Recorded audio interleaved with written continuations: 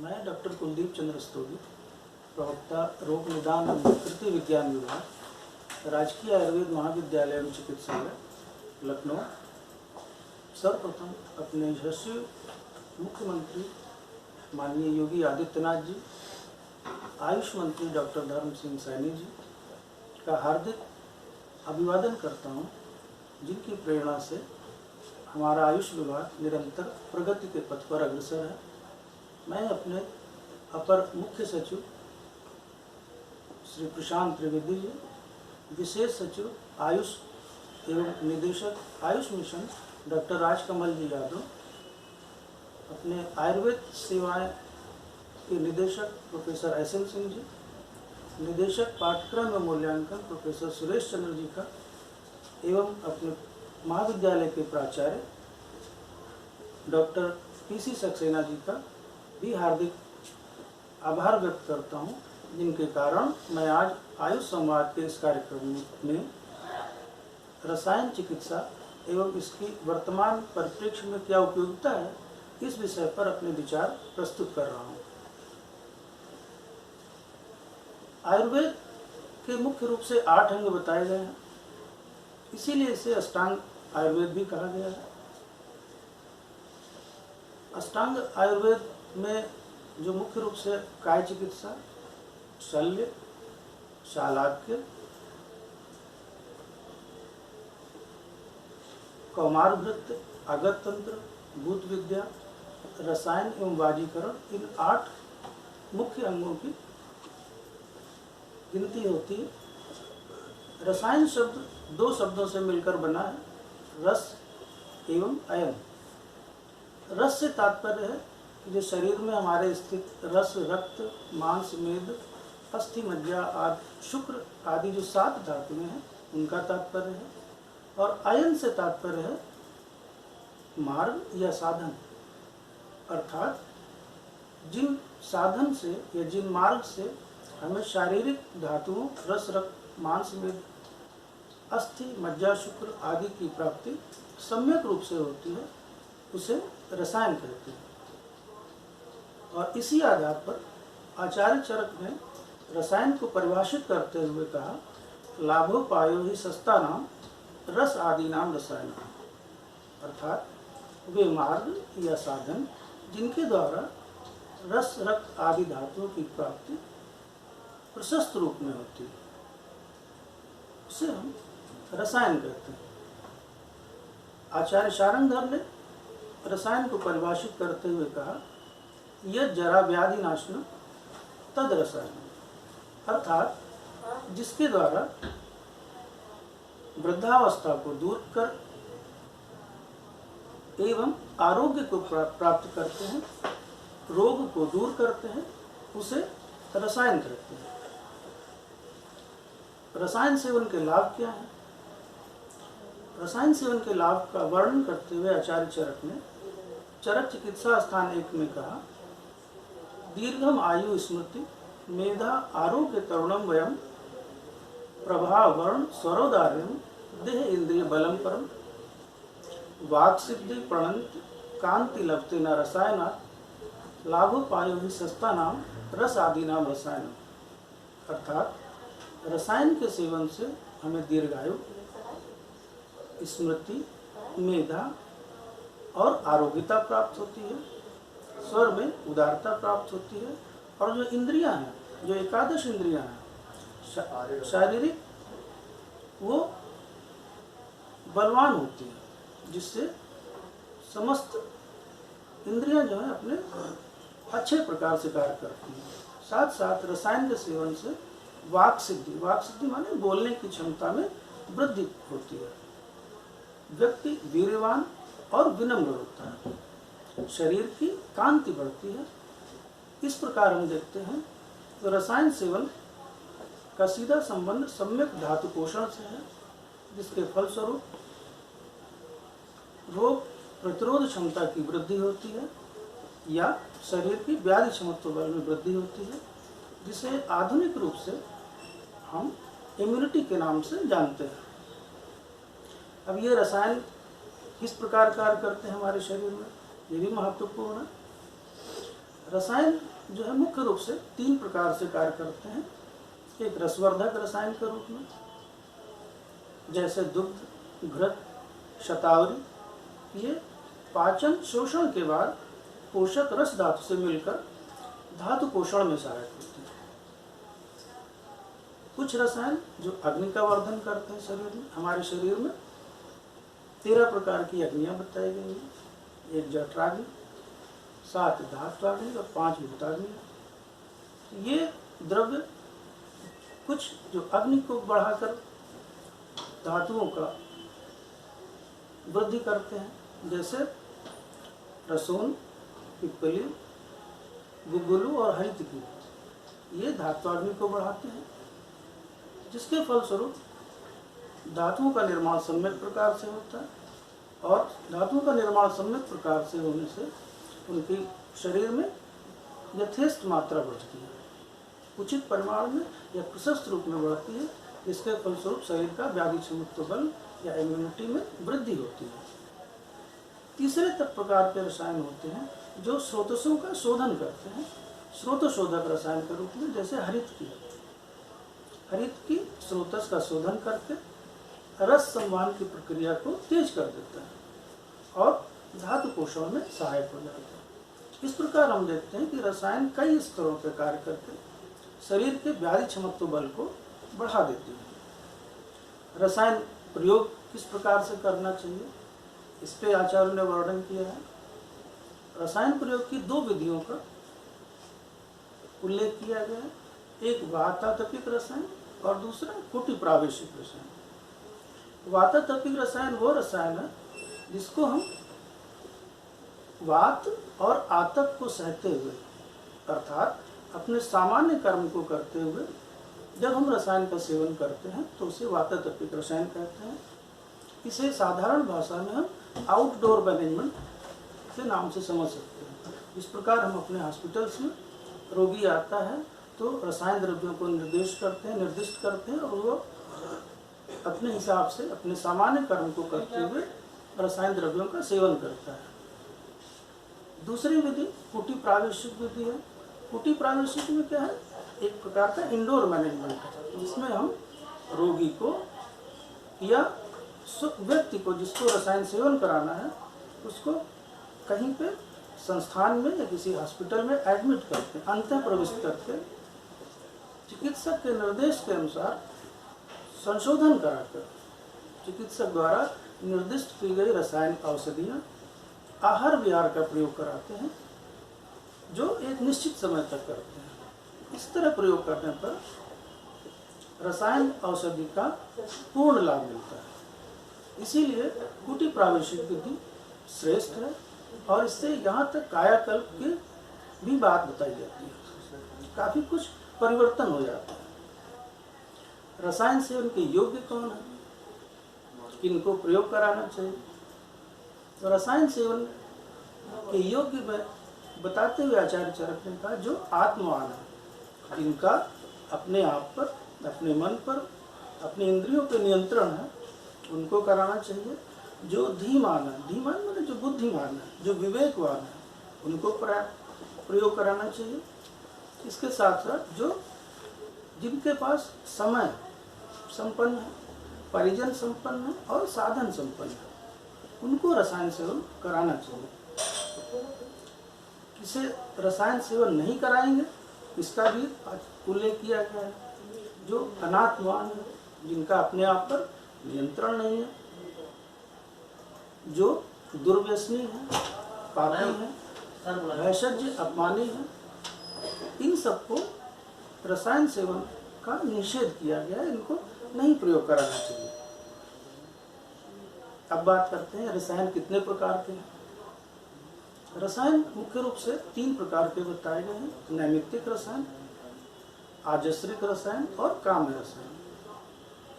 नैमित्तिक रसायन सीधा सीधा नाम से ही पता चल रहा है, जो विशेष निमित्त से, किसी विशेष निमित्त से रोगों में प्रयुक्त किए जाते हैं। जैसे हम सामान्यतः प्रमेह में हरिद्रा का प्रयोग कराते हैं, ये शिलाजीत का।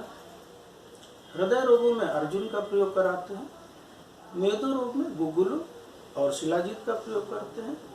नेत्र रोगों में त्रिफला और घृत का प्रयोग कराते हैं। तो इस प्रकार जब हम रसायन द्रव्यों को रोग के अनुसार प्रयोग कराते हैं तो उनको नैमित्तिक रसायन या कहते हैं। दूसरे प्रकार का आजस्रिक रसायन है। आजस्रिक रसायन वे रसायन हैं जिनको हम प्रतिदिन प्रयोग करते हैं, जैसे दुग्ध और घृत एवं इसके साथ साथ सभी रसों से युक्त भोजन को आजस्रिक रसायन कहा गया है।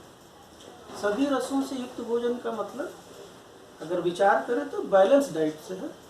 इसमें हम प्रतिदिन protein, carbohydrate, fats, minerals in सबको एक आवश्यकता के अनुसार हम सेवन करते हैं, जिससे फलस्वरूप जो धातुओं का पोषण होता है सम्यक रूप से और व्याधि समत्व बल की प्राप्ति होती है।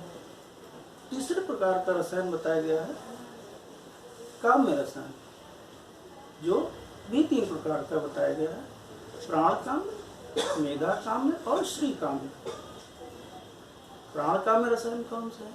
जिनसे दीर्घायु की प्राप्ति होती है उन्हें प्राण काम्य रसायन। जैसे हम लोग दीर्घायु के लिए आंवला का प्रयोग करते हैं। हम लोग जानते हैं आंवला वयस्थापन है, आयु की जो एजिंग प्रोसेस है उसको रोकता है। तो दीर्घायु के लिए जो प्रयोग करते हैं तो प्राण काम्य रसायन। मेधा काम्य रसायन कौन से? जो मेधा को वृद्धि करते हैं, शरीर में धी, धृति और स्मृति को बढ़ाने वाले रसायन, जैसे शंखपुष्पी, ब्राह्मी, ज्योतिषमती इत्यादि का प्रयोग करते हैं। उसके अलावा श्री काम्य रसायन की बात। श्री काम्य रसायन वे रसायन हैं जिनसे शरीर की कांति बढ़ती है। तो कांति बढ़ाने के लिए हम लोग आमल की, लौह सब का प्रयोग करते हैं।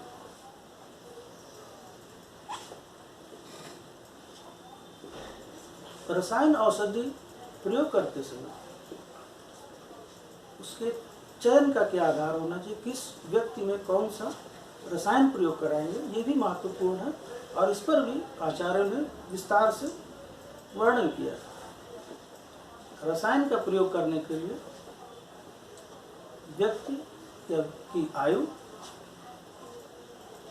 उसकी प्रकृति क्या है, उसकी अग्नियों की क्या स्थिति है और उसमें किस धातु का क्षय है, इसके विचार करके ही रसायन औषधि का प्रयोग करने को कहा गया है।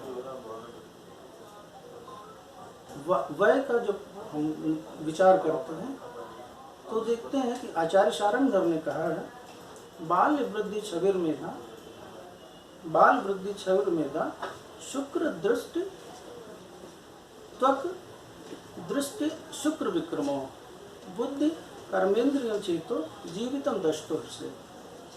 अर्थात जो हमारी आयु है वो औसतन 100 वर्ष कहा जाता है। इसी को विचार करके शारंगधर ने कहा कि जीवन के प्रत्येक दशक में कुछ विशेष जैविक भावों का ह्रास होता है और इसी अवस्था पर विचार करके आवश्यक रसायन औषधियों का प्रयोग कराना चाहिए। जैसे प्रथम दशक में बाल्य अवस्था का ह्रास होता है, उस समय हमें स्वर्ण, वचा और खाशमरी का प्रयोग करना चाहिए। द्वितीय दशक में मतलब 10 से 20 वर्ष की अवस्था में वृद्धि का ह्रास हो जाता है, ग्रोथ रुकती है, तो उस समय हमें अश्वगंधा और बला का प्रयोग करना चाहिए। तृतीय दशक में छवि का ह्रास होता है, लश्चर थोड़ा, तो उस अवस्था में लौह और अमलकी का प्रयोग कराना चाहिए। चतुर्थ दशक में त्वक, चतुर्थ दशक में मेधा का ह्रास होता है और इस दशक में हमको शंकुष्पी, ज्योतिषमती इत्यादि का प्रयोग करना चाहिए।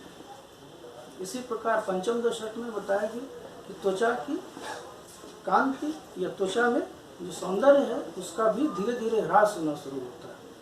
उस अवस्था में हमें भृंगराज और सोमराजी का प्रयोग करना चाहिए। छठे दशक में दृष्टि का ह्रास होता है, दृष्टि कमजोर होने लगती है।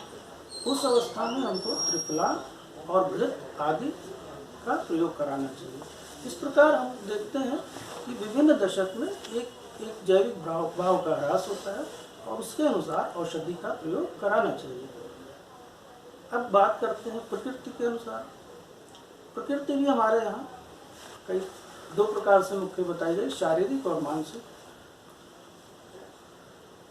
अगर हम शारीरिक प्रकृति की बात करते हैं तो वात प्रधान अगर व्यक्ति है तो उसमें कौन सी औषधि देंगे?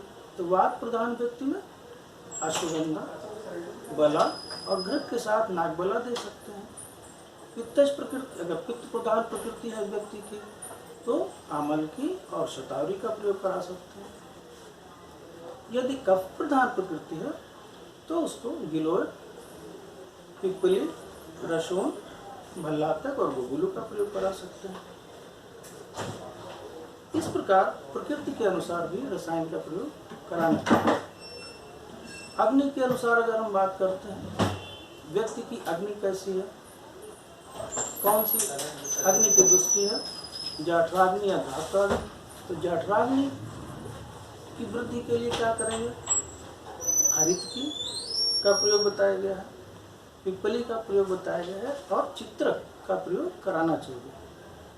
इसी के साथ अगर धात्वाग्नि की दृष्टि है तो आमल की, गिलोय और घृत कुमारी का प्रयोग कराना चाहिए। साथ में कुछ योग ऐसे हैं जिनको भी अगर हम रसायन द्रव्यों के साथ प्रयोग करते हैं तो जो धातुओं का निर्माण है वो सम्यक प्रकार से होता है। जैसे स्वर्ण, मकरध्वज और अभ्रक का प्रयोग कराते हैं तो रसायन गुणों की शीघ्र वृद्धि होती है। अब हम बात करते हैं धातुओं के अनुसार। जब किसी रसायन औषधि को प्रयोग कराना चाहते हैं तो व्यक्ति में किस धातु का क्षय है या किस धातु में कमी है उसको हम निरीक्षण करके फिर रसायन औषधि का प्रयोग कराते हैं। यह रस धातु का क्षय है तो वचा, स्वर्ण, खरजूर, द्राक्षा और काश्मीरी का प्रयोग कराते हैं। रक्त धातु का अगर क्षय है तो लौह और अमलकी का प्रयोग करा सकते हैं। मांस का अगर क्षय है तो अश्वगंधा और बला का प्रयोग करा सकते हैं। मेद का अगर क्षय है तो गुगुलू और शिलाजीत का। इस प्रकार धातुओं के अनुसार विभिन्न रसायन द्रव्यों का प्रयोग बताया गया है कि आवश्यकता के अनुसार औषधि का चयन करके हमें रसायन द्रव्यों का प्रयोग कराना चाहिए। इसके साथ ही आचार्यों ने आचार रसायन का प्रयोग किया है या करने को बताया है। इसके अनुसार जब व्यक्ति अच्छे कर्म करता है, सद्वृत्त का पालन करता है, सत्य बोलता है, अहिंसात्मक है, किसी को कष्ट नहीं पहुंचाता, अपने से श्रेष्ठ जनों का आदर करता है, समय पर सोता है, समय पर जागता है और अपने नियत काम को नियत समय पर करता है, तो व्यक्ति में रसायन के समान ही गुणों की प्राप्ति होती है। इसे आचार रसायन के रूप से कहा गया है।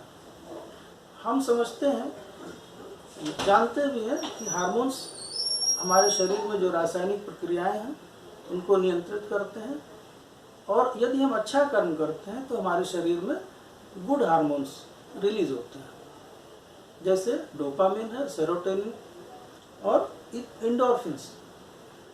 ये जब शरीर में स्रावित होते हैं तो जो क्रियाएं डिस्टर्ब हैं उनको उचित प्रकार से करते हैं और जिसके कारण शरीर में जो पाचन है, अवशोषण है और स्वांगीकरण की क्रिया है, डाइजेशन, एब्जॉर्प्शन और एसिमिलेशन की प्रक्रिया सामान्य रूप से होती है और व्यक्ति में धातुओं का निर्माण सम्यक प्रकार से होता है। इस प्रकार हम देखते हैं कि आचार रसायन से निम्न लाभ होता है। अब हम बात करते हैं कि वर्तमान समय में क्या उपयोगिता है रसायन की। देखिए, रसायन की उपयोगिता ये है कि हम वर्तमान में जो हमारी जीवन शैली है वो काफ़ी त्रुटिपूर्ण हो गई, जिसके कारण जो ग्रहण किया हुआ आहार का सम्यक न पाचन हो पाता है, न शोषण हो पाता है, न एसिमिलेशन, न स्वांगीकरण हो पाता है। जिसके कारण धातुओं का निर्माण सम्यक प्रकार से नहीं हो पाता और व्यक्ति में व्याधि क्षमत्व बल कम होता है। पिछले 8-10 महीनों में हम देखते हैं तो विश्व में कोरोना वायरस का संक्रमण होने से लाखों लोग कालकवलित या मृत्यु का शिकार हो गए हैं और अध्ययनों से पता चलता है कि जिन लोगों की मृत्यु हुई उनमें व्याधि क्षमत्व बल कम था, इसी कारण से उनकी मृत्यु हुई। इसी को देखते हुए हमारे केंद्रीय सरकार और राज्य सरकार ने विभिन्न रसायन औषधियों का प्रयोग इन व्याधियों में करने के लिए निर्देश किया है।